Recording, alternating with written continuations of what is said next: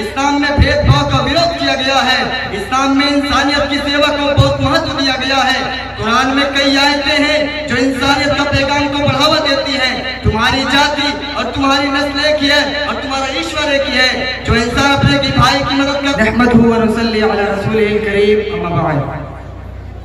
आदरणीय अध्यक्ष महोदय, मंच पर विराजमान अति विशिष्ट अतिथिगण, शिक्षकगण, अभिभावकगण एवं दूर दूर से आए हुए सम्मानित श्रोता एवं विद्यालय के प्रिय सहपाठियों, दारुल उलूम फैज़ मोहम्मदी के इस वार्षिक उत्सव कार्यक्रम में मुझे जिस विषय पर अपनी बात कहने का शुभ अवसर प्रदान किया गया है वह है धर्म और मानवता। प्रिय श्रोता, भारत प्राचीन काल से अनेक धर्मों के मानने वालों का केंद्र रहा है। आपसी मेल जोल व भाईचारे के माहौल में विभिन्न धर्मों की सभ्यता व संस्कृति को फलने फूलने का शुभ अवसर मिला है। देश की इस विरासत को गंगा जमुनी सभ्यता और संस्कृति के नाम से जाना जाता है। धर्म सभी इंसानों को इस संसार में तहजीब व मानवता के दायरे में रहकर जीवन गुजारने का सीधा रास्ता दिखाता है। सभी धार्मिक किताबें मनुष्य को इंसानियत और सद्व्यवहार करने का संदेश देती है। इसीलिए महान विचारक और कवि डॉक्टर अल्लामा इकबाल ने कहा है कि मजहब नहीं सिखाता आपस में बैर रखना, मजहब नहीं सिखाता आपस में बैर रखना, हिंदी है हम वतन है, हिंदुस्तान हमारा। प्रिय श्रोता, भारत में बौद्ध धर्म के महात्मा बुद्ध, सिख धर्म के गुरु नानक देव तथा जैन धर्म के महावीर ने अहिंसा परमो धर्म का संदेश घर घर पहुंचाया। सूफी संतों ने प्यार व मेल मिलाप का पाठ पढ़ाया। महात्मा गांधी जी ने इसी अहिंसा के शस्त्र के बलबूते पर अंग्रेज जैसी शक्तिशाली हुकूमत को देश छोड़ने पर मजबूर कर दिया था। अंग्रेजों को देश छोड़कर भागना पड़ा। संसार इस अहिंसा से हैरत में पड़ गया।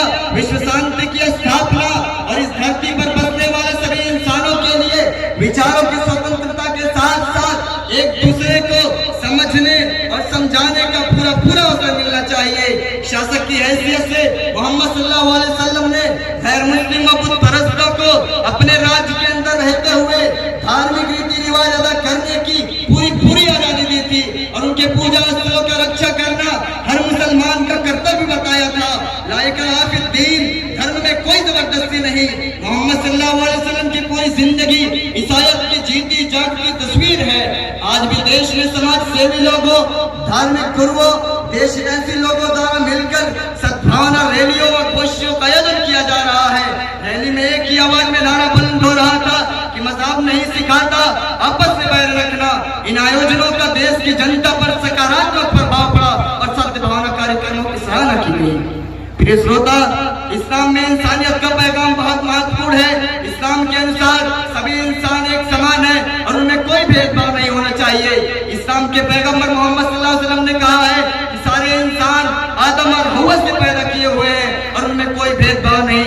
इस्लाम में इंसानियत के पैगाम को बढ़ावा देने के लिए कई सिद्धांत हैं।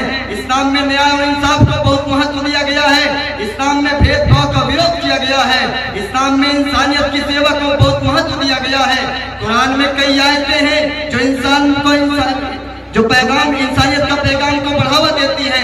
तुम्हारी जाति और तुम्हारी नस्ल एक ही है और तुम्हारा ईश्वर एक ही है। जो इंसान अपने की भाई की मदद करता है वह ईश्वर की नजर में ऊंचा होता है। मुश्किल है दौर इतना और उम्र थक गई, मुश्किल है दौर इतना और उम्र थक गई। अब किससे जाके पूछे मंजिल किधर गई। बाजार में पूछा था इंसानियत मिलेगी, बाजार में पूछा था इंसानियत मिलेगी, सबने हंसते हुए कहा वो तो कब की मर गई। इन चंद शब्दों के साथ मैं अपने वाणी को यहीं विराम देता हूँ। वाखिरु दावाना अनिल हम्दुलिल्लाहि रब्बिल आलमीन। अस्सलामु अलैकुम।